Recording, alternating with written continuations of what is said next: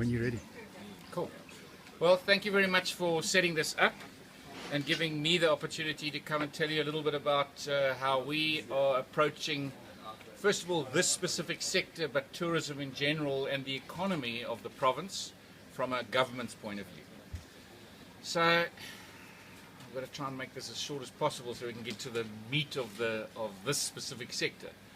But I was asked again for a second term post the last election by the Premier to take the economy of the Western Cape under my ministry, and so I gave away finance, I added agriculture, so now I've got agriculture, one department, and the Department of Economic Development and Tourism, and so it was the whole of the economy of the Western Cape. And I wasn't very happy with the growth rates that we were seeing in our economy, and I decided that we'd had a plan for the previous 5 years, but we needed to have a look at a new plan. We needed to also have some new eyes on it. So at the end of last year, I went through an 8-week process where we brought in outside consultants. McKinsey were the key consultancy that came in, and we brought people from similar kind of economies from around the world where economic success has been found. And we started this project called Project Knysna. Knysna is an isiXhosa name, and it means to allow to grow, or create the right space for growth. And of course, that's what a government should be doing. Government's job is to create the ecosystem, make sure that there, should I say, is electricity, that there's water, roads, visas, that the infrastructure, visas, those kind of things. The framework is in place so that business can do what it does, so the economy can grow. So we went through this project. We analyzed which were the growth engines in our system, and it's not only about growth, because we've got some sectors who have been growing but without jobs. We got to create jobs as well, because our unemployment rate is so high. So we looked at those sectors that had growth but also had jobs growth, and tourism was the top, or number one, in the Western Cape. Tourism in the previous 5 years, while South Africa and the world went into recession, tourism grew at 6.7%, and jobs grew at 7.8%. So even the multiplier effect growth of jobs was higher than the GDP growth or the GVA growth of the region. And the second, and it was also obviously the size of the economy, because, for example, the BPO sector, back office processing, primarily in Cape Town, also was growing at a similar rate. But of course, from a bubble size of the economy, it's a much smaller bubble. So, it's a couple of billion, where tourism is just under 20 billion.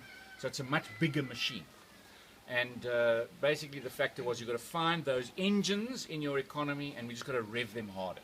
So we came down to tourism, and the second one was agri-processing. And we can go through a whole big, I can take you through that process, but it's been months and months of work with experts from around the world and our own universities and economists, and we've now come up with our plan. 2 weeks ago, the plan went through cabinet, and we've now got to put meat on this plan. So if you drill down in the tourism space, we identified some areas that we need to work, because now we've chosen tourism as the main sector. So you will start to see now over the next while, our own budgets in government will start to align to tourism and agri-processing, and within tourism we started to look at different things that we need to do. So, for example, visas. It's not a direct lever in a provincial government, but we've now set a whole lot of plans, and you would have seen Westgrow. Judy can talk about it, how Westgrow held a workshop. We got the Deputy Minister in, we got the tourism industry in, we were putting pressure from that side. We've got pressure coming from all sides to try and get change happening. We looked at other areas. We've got a big program that we're running now, it's around airlift. How do we get more airlines flying into Cape Town? Because that's the pipeline for international visitors. Direct flights mean far easier choices for long-haul visitors to come to our region. And so there's a whole program around that. And we've got all these various programs. We looked at some niche spaces and spaces where we don't actually, or we've got advantages that we don't actually use to the maximum. One of them is we don't use Maliba enough as an icon. As you know, if you go to India and you see how Gandhi is used in the tourism industry, I mean, he really is. The legacy of Gandhi and what he meant to this planet is really pushed every single day. We don't use that enough. and you'll see a whole lot of work happening around Madiba. The same thing with the origins of mankind, this region as well. If you think about the cradle of humankind and modern man, and you think what's happening in the caves around Mossel Bay and down our coast, you know, we should be welcoming the world here as welcome home, because this is where modern man started. And so we don't use those levers enough. And so there's a whole lot of work groups and programs that are happening within those niche areas. Our culture, we don't leverage our culture enough. But for today's meeting, one of the sectors that we've looked at is cycling. And so if I think back to the original plan, which was devised one day on a bicycle, and we came up with this project called 100,000 in 10. So now it's actually 100,000 in 9. But how do we attract 100,000 foreign visitors here who want to come and cycle in the Western Cape? What do we need to do? We need to change the cycling environment. We need to make cycling safer if you're commuting. We need to have a better understanding between motorists and cyclists.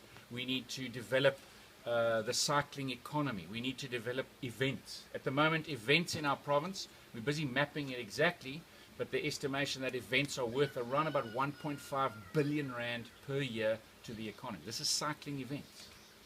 And that's in the province. Everything I talk about now is in the province. So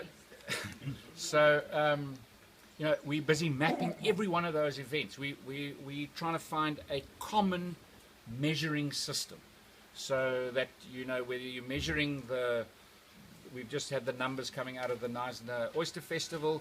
You can see all of those numbers, how they're measured, from jobs down to how many visitors were here during those 2 weeks, how many people came, what the value was, what the stay was, etc., etc. Are we measuring the cycle tour in Cape Town the same way? Are we measuring the jazz festival the same way? Are we measuring the you know, some of these Volvo ocean race? Are we measuring the same way, so we can see what the economy and what it's doing to the economy? And then, of course, coming back to cycling, we are also starting to measure the rest of the economy. So how many bike shops are there? How many are closing and how many are opening? Why did they close? Why did they open? How many bikes are sold here per year? Because as soon as you start getting those details and putting them out there, I think very shortly we won't see bikes at the moment where you've got a couple of brand names that have got a South African flag on them because the design is done here, etc. But you'll start to see more manufacture possibility coming. You'll start to see different opportunities opening.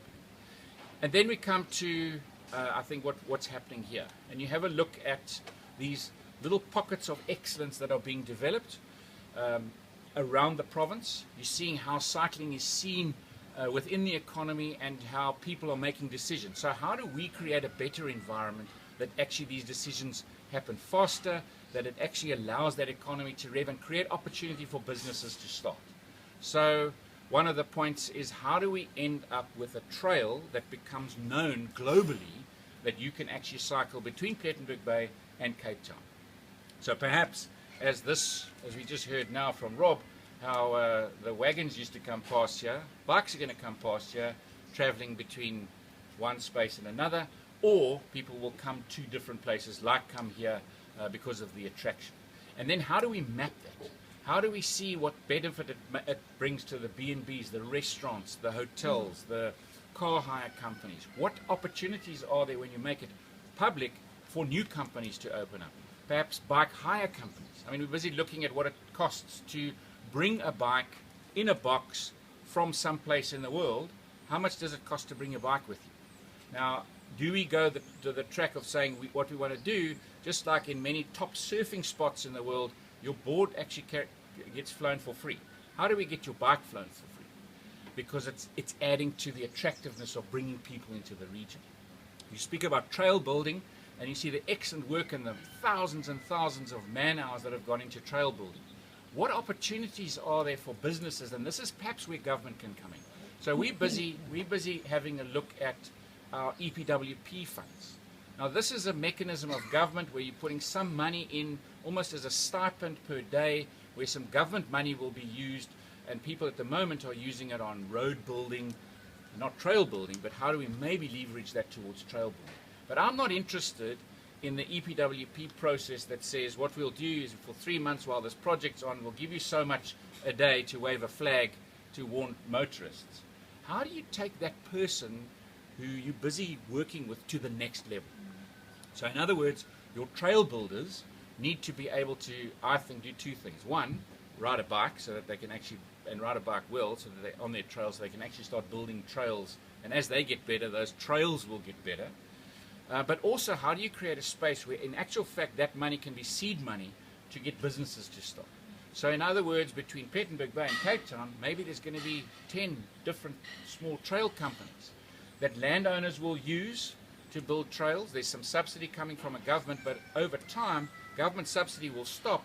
And as the economy grows, those companies will be brought in to do maintenance 1 day a month or 1 week a month, or build a new trail from A to B. And so how do we create opportunity for new businesses? Perhaps there's new businesses in packing your bike up because you're going to come from Cape Town. You just get your bike, it's collected. When you arrive here, it's already reassembled in your room. And you can see those kind of things already starting, but how do we get more of that to happen? Perhaps it's also about it's all done now scientifically with all your measurements. You just email your measurements through, and perhaps there's another company that starts and you like a certain range of bike. That's what it costs. And when you arrive here, your bike's parked outside you in the rack, fitted to your size. Perhaps all you do is bring your saddle along. And so we're seeing is how do we create these opportunities? So one of the ideas is this trail from Plet to Cape Town, and on that are a number of events that already happen. And perhaps what will happen now is you will also have a number of events that will go from A to B or B back to A. And perhaps in addition to that, there will also be, you'll see a lot more people just doing trails or just arriving here to say, well, they're going to leave Cape Town and they'll see how far they get. Another opportunity. Your bag, your suitcase has to move from bed and breakfast A to bed and breakfast B. Another opportunity, new company opening. So it's about how do we see this as a mechanism, and what do we need to do as government to try and facilitate and help to fast track this. I'm going to leave it now to Judy to add some of the points. Maybe one last point while Judy's coming up here. What are some of the other things, and this is where we need to talk, you guys just put it on the table, what are some of the other things that you think we need to do? We're going to start now mapping, so what exists. We are also going to start looking at I think for me, what would be ideal over time is to have a single yearly membership fee for the whole province. Now this is quite complicated, and it's going to take a lot of work, and we're going to have to use some specialists probably in the banking space are going to have to come in here. We're going to have to see which clubs work well, how it transfers across, because this is where it becomes the part that a landowner who gets whatever the fee is per day versus a card system. And I almost look at it as more of a higher bred reciprocity that a yacht club would use or a golf club would use, almost a higher level, because the way I see this card system eventually being of massive use is when you've got a couple of 100,000 people on the system, it becomes worth far more with what you can do with that database than the individual 50 or 100 buck charge for that day. Because now it starts getting to the space where it's worth millions and millions, because you can start directing groups of people to areas that are perhaps underbooked or overbooked, away from areas that are overbooked. You can push people into events. You can really have a much bigger impact through that database system. But somewhere between those two, we need to find, and maybe it's going to start off by area-bound reciprocity or membership, etc. And I think I've covered most things. I think the one last thing, and I'm really glad to see the Knysna municipalities here, because part of Kulisa now is to say, well, what do we need to do as government? And I think one of the levers, specific at local government level, is planning. And how do we, perhaps in this region, how do we use a planning lever or tool, which says that there will be much easier, a much easier planning regime if you are within the tourism or the agri-processing space. So if you were going to design and build a tourism space, your planning would be cheaper, easier, faster. If you were going to put perhaps within in an environment, how easy would it be for each property to get 5 or 6 camping sites or chalets? make it much cheaper and easier, because then you will also start creating the environment that that allows that growth to happen, that adds extra value into the system, so that the economy then grows over time. And then I think the last point is we just need to make sure that, and I want to say from our side, that how do we keep that conversation going? Because, you know, we are government, and government is slow, lethargic. It takes, absolutely, it takes time to get things going. That's why I've got a unit called the Red Tape to Red Carpet unit. It's to try and speed these things up. And that's what it's about, because it takes a long time. It's a big machine. It's a massive machine. And how do we interact with you know, role players who are in this industry? Whether you own a bike shop and you're finding a blockage, whether you've got a park like this and you're trying to get access into perhaps another space, which might be, for instance here, the relationship between Cape Pine or national parks. And if there are blockages, how do we then become the facilitators to try and help unblock those blockages? Because that's actually what our role must be, is about creating that environment. So I think that's enough to get a conversation going. Except for one thing. If this is, the Gardner Trail Park is a tourism product on a farm, does cycling become agri-processing?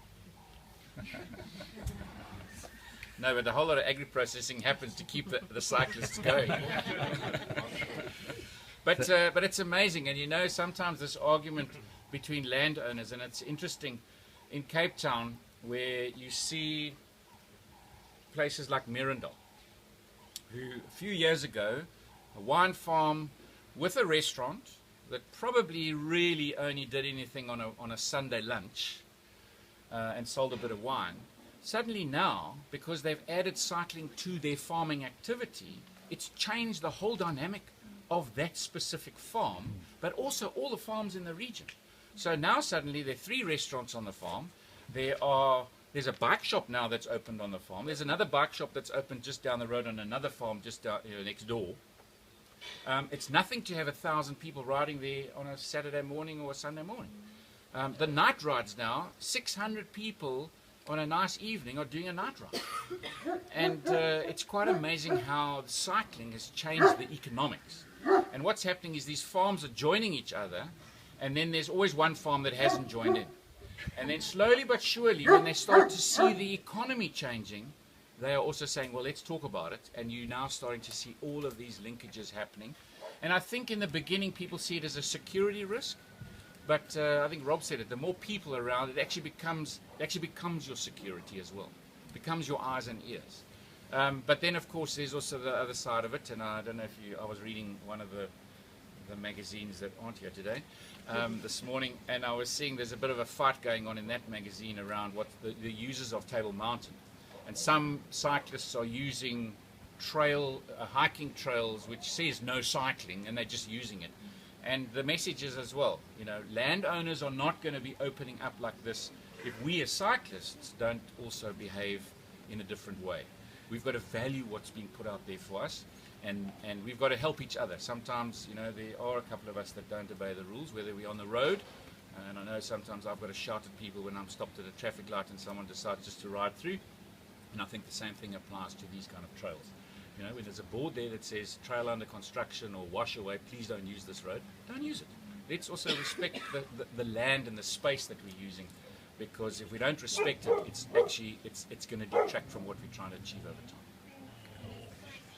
There was a big mission group at some stage that wanted to have a trail on the old Choo-Choo track area. Is that something that's being considered, or is it? I know you know all about the Choo-Choo. Okay, so the Otanequa Choo-Choo is still there, and there's still role players trying to get this thing going. I just wish they could get one step closer to finding it, but I believe it's both. Obviously, at the end of the day, there are some legal problems, but if a train is never going to come back, it makes sense to use it for something else, and cycling, because of the gradients, makes sense, especially if you are looking at joining one side of the province to another side. It does make sense, but I also believe that both, because you see a lot of places around the world where they use they use rail reserves for cycling. Yeah, it landowners here locally are now blocking off the railway track as part of their own land. Well, if you have a look at when it was expropriated, it was expropriated for the sole use of rail transport, and that's one of the legal issues that we've got to get around if it's to be changed. And it was expropriated without compensations, and it says that on most of the title deeds, I think it says that if it's not used for a rail reserve, it'll revert back to that landowner. This track had actually done a search in the deeds office and said it was never registered. Yeah. So there are some issues there. It's also about security, etc. But of course, then let's put bikes on there. That'll make it far more secure, right?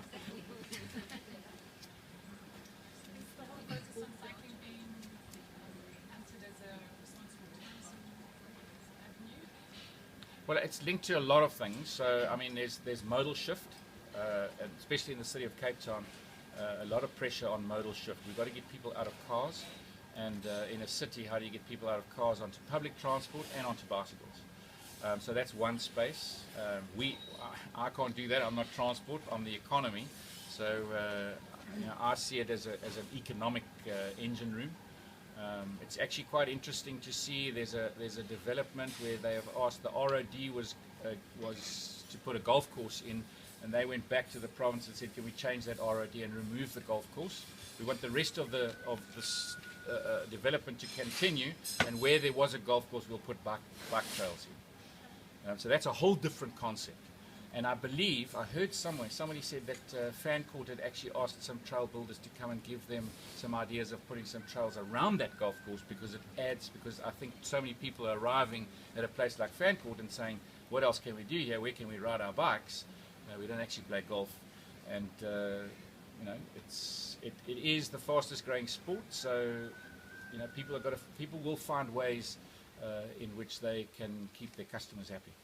Alan, on the point of the golf courses, we were discussing with Rob and Sean just now the fact that people generally who cycle are not prepared to pay to cycle. So there's a need to change the consciousness about the 30,000 hours that went into building this park.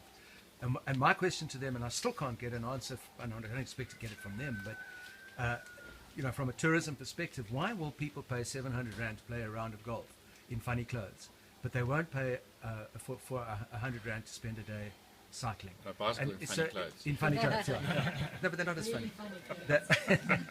So that's an important. I think that's an important thing, a perception thing, which needs to be changed, and I think government has a role to play in making people aware that it costs money to build and run. So I see that the whole thing about finding this membership card system, I see the work there's got to be done. I mean, you pay a lot of money to be a member of a yacht club, you pay a lot of money to be a member of a golf club, and then you still pay on top of that. So how do we build that into the cycling? And I agree, the mentality on it, but I think that's the process that we need. We've now agreed to this is one of the strategic focuses of this government. And as I said, one of the areas that we've got to pull in people's expertise, sit around the table and say, how do we find the real value in it? You can already see people who are using their membership cards as mechanisms for discounts in certain areas, so that it's trying to drive people into that space. We've also got to, we've got to spend some time showing people the real value that they're getting, between riding here versus perhaps just riding along the road. Yeah. And maybe we can start that example. I think you cycled the other night at a farm, and they raised money for charity, 600 riders. And that's a good example of where people are actually putting in more. That membership is an amazing. How do you know that? You've got Facebook. We are Twitter stalkers. But that's exactly what's happening is people, and maybe it's linked to this. We're not all going to be world champions, but it's really great fun. The adrenaline rush, the far healthier that we feel because we enjoy the sport. But a lot of people, and the thing about cycling is there's also this thing of community and groups that get together and talk about nothing else. And a lot of people are starting to form these almost clubs where they attach themselves to a charity. So that evening I was asked to go and do the lucky draw, because they had a lucky draw. This whole cycling club was going to go away for a 3-day cycle. Barney, Barney's Army. Big fat guys in purple lycra that look like Barneys on bikes. That's how it started. But now they've got quite a big group of guys guys and ladies. It's very family orientated. So I mean, you heard Rob saying about how families are involved. It's very family orientated, which I think is also one of those plus factors. It's far more family orientated than many other sports, and they get together and sort of part of their reason is they all enjoy cycling. They all want to get a little bit fitter. They all want to have fun together, but they also then added the extra reason was they do it for charity. So they always do a toy run, like you would see on motorbikes. Now they all do it on their bicycles, and they go for something, and they all collect toys. But they also have a number of charities that they ride for. And then every now and again they'll do an event as a club, and they'll invite other people, and they'll raise money for a charity. And they'll have sponsors and prizes. And it's quite interesting. They normally do their charities as a night ride. And they also get sometimes 500 and 600 people doing a night ride and coming to this event, and it generally ends at a facility like this, and the place is packed out, and their business is raging, doing pizzas or whatever they're doing, and so it adds to all these other businesses as well. So there's a feel-good factor. And then, of course, I think the events, we're busy in the mapping that we're doing of all of the events. What is it worth to the economy? And what you'll see, so many cycling events actually have NGOs and charities that they support. So that's also another factor that doesn't normally get brought into it, and we're trying to map that as well to say how much money through cycling at the moment is going to charities because of Rotary clubs being involved, which you see some of the bigger ones, and they put millions into various charities. Folks, I think we need to give Alan a chance to get something to drink, and perhaps Judy.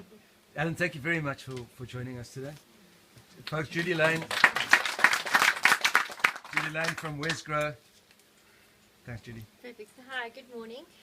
Like Martin said, I'm from Westgrow. So those of you who don't know Westgrow, can you see me because I'm so short? No, we can now. We're the Tourism Trade and Investment Agency for the province. So our role is really promotion of the province. We also the project manager behind the cycling initiative, and our role there is to keep the momentum going. And it's really, really important is we're coming from the top down, and we're working with Greg, who's helping us really well in this region from a bottom-up approach, because where the top and the bottom meet is this perfect storm that's going to make the cycling, this iconic route really, really succeed. So what I'm going to do is we've got 16 sub-projects around the cycling initiative that we're working on. Afterwards, if there's any of those projects that you would like to engage or help or get involved in, please let me know. We need all the help we can. So the first part is we've devised this Plate to Cape Town into 3 phases, because we've also learned let's succeed and win, and then we go on to the next project, because often we try and do everything and nothing happens. So the first part is the 160 km, which is from Plate to Mossel Bay, the first phase. And so what we're doing at the moment with Greg and his team is we're busy tracking it. So we're saying, what is this route? What land does it go over? Are there existing tracks? Aren't there existing tracks? And then we start engaging with the landowners in terms of universal signage, that everybody has the same signage across it. We look at risk management and insurance on those tracks. We look at the single access card that the minister was talking about. And we also look at just what where we need to build and where we don't need to build. What we're then going to do is we're going to launch this iconic 160k route in November 2016. So we've got a lot to do before then with the NUE race. Now, this is an international endurance race which happens, there are about 16 races in America, 1 in Costa Rica, and there will be now 1 here. And it's really, really iconic. And the importance of this race is they promote us on every one of their platforms. So what we always try to do is leverage other people's media channels. We're looking at partnerships with Squirt in terms of how we can use their packaging to also drive this message internationally. So it's really looking at different ways to drive the cycling track. What we'll also do in our first phase, like the minister said, along this route, so what we've done is we've tracked the 160 km. Now we start looking at what we call the economic nodes. What accommodation is along this way, or bike-friendly accommodation, and how can we do a grading system that they don't have to pay for? Because I think you're already paying your Tourism Grading Council fees, but what is the grading, a universal grading that other bike-friendly establishments use? So we kind of start speaking the same language that everybody else is speaking. We're going to look at bike services. So what bike shops are there, who's hiring, what mechanics are there, and we'll start plotting this onto websites, and this will be an open source website that anybody can use the data that we've collected, and we'll start looking at events like Minister Winde said. Then in terms of accommodation, what's really, really important for us and where we need your guys' buy-in is we need to understand your occupancy rates, we need to understand your room rates, we need to understand your number of employees, because the trick, what we look at and what really gets government excited is economic impact and jobs. And once we can start seeing the benefits there, it's easy for us to get the momentum going. In terms of bike services, trying to understand the contribution to the economy, and this is really, really important because what we want to do after 5 years is we want to measure the success of this. And we actually want to say this route, because the track itself will never create, it's never going to be the money spinner, but where the opportunities for private sector is along the track. So is it the accommodation, is it the bike services, is it the restaurants, is it the linkage to culture opportunities, is it the linkage to the wine farms and other opportunities along the route. Then in terms of events, we're going to look at number of entrants. Is it a mountain bike or a road bike? How many jobs are created around the event? The economic impact of the event? The years of existence? Does it support an NGO or a charity? What are the challenges? And this is really, really important. Is what are the challenges and how can we help remove those challenges? What are the distances and what are the seeding? And once again, this will be on a single portal that you guys, you know, if you're a guest site owner or a magazine or another website, you can start pulling this data from us. We're also looking at, we won't publish it, but we want to create an opportunity for someone in the private sector to publish a self-funding guide. So a lot of the tracking of the routes has been done. How do we put this into a digital book that can then be sold and also help drive this iconic track? We're going to develop a digital marketing toolkit, and this is quite important, is if we can get everybody to say the same language, so you use the same imagery, you use the same tone, the same language, then we all kind of become this really, really strong voice, because at the moment we're all saying different things. So what we'll do is we'll spend money in creating these marketing toolkits that anybody can use. We're looking at what we call trade awareness and conversion programs. So this is looking at what we call the outbound guys overseas that are bringing in cyclists. So how do we bring them here, let them experience the roads, the tracks, create packages around it, so then they become this marketing arm for us as well. Media campaigns. So what we want to do is kick this off quite quickly because there are amazing routes that already exist here. We don't have to wait for November. So how are we working with local media? And we're talking about bike media, you know, because this is a really specific thing, let's kind of talk to where the people are. So what are the local magazines we can engage with? What are the local websites we can engage with? And how do we host them and let them experience these routes? Like I mentioned earlier, we're looking at a joint campaign with Spirit Loop. I mean, they're amazing. They are literally how many countries are they in now? Europe and the States. Europe and the States. And I always say, and this is why export's such an amazing opportunity, because every product that goes on your table that says made in the Western Cape is a marketing opportunity. It actually speaks about the quality of the destination, the innovation around the destination. So how are we aligning ourselves with export guys in the biking fraternity and leveraging those as marketing platforms? We're looking at a legacy program, and this has already started, where we've identified young unemployed guys in the communities and girls. How do we make them track builders? How do we train them to be guides? So as a tour operator or a guest house, you can then hire these guys as an added value to your guests, and they can take the visitors on the routes. The people Greg's been working with has already done a mechanic course around bikes. And then what's quite important for me, and talks to responsible tourism, is how do these guys become not nature conservationists, but they respect the environment. When somebody respects something, they protect it. So how does responsible tourism become our guiding principle? And then finally around municipal engagements, like the minister said. So how do we influence where the municipalities have some kind of power around planning or engagements, and how do we work with them to make the cycling track a reality? So that's our projects we're busy with.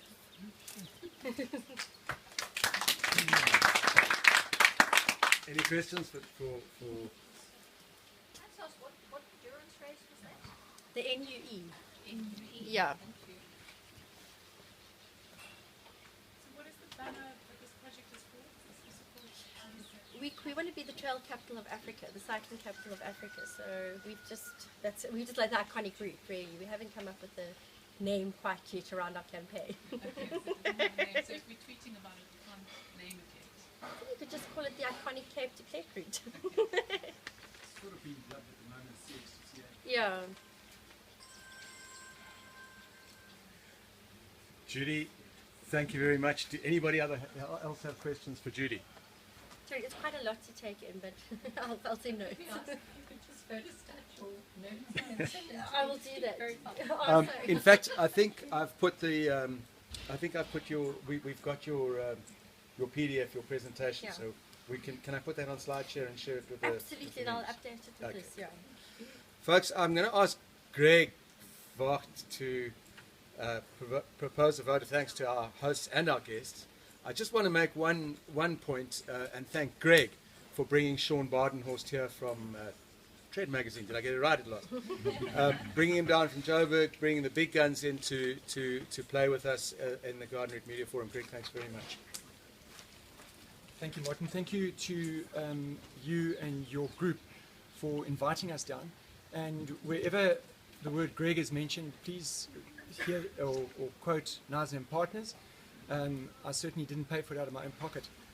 So Sean, you'll actually be writing on our behalf, and we'll be following that and measuring that. But on behalf of all of you, thank you, Minister Winde, for coming down. Thank you, Judy. Thank you to Sean and the invited guys who don't normally participate in this. And thank you, Mike, for coming down. I know we have our conversations, but this is a nice fast tracking of what we've been doing. And I think, Minister Winde, you summed it up nicely when we were chatting earlier, and you said all the ingredients have been there. And what we're actually doing now, as you said, Judy, is the bottom up and the top down is starting to match. And where we've really got to thank you for inviting us is it's at these gatherings that we meet people like yourselves. I don't know where your colleague is, and where we basically get little deals together that are going to play a role in the future of this entire project. So the key element now is for us to all start speaking the same language and understanding it. And the one thing that really underpins or creates a foundation of understanding is that in 2001, 46 million people rode single track in the United States. At this very restaurant, Rob and I met a couple that come down and spend up to 4 months living here, that couple from the States that we met. And one of the things they note is there's an international language that's spoken on this park. And the message is that all the other landowners have to speak that language. They've identified a common space with what they understand in the States. And the moment that we all start speaking this international language and understanding that niche market, the quicker we will get into that market.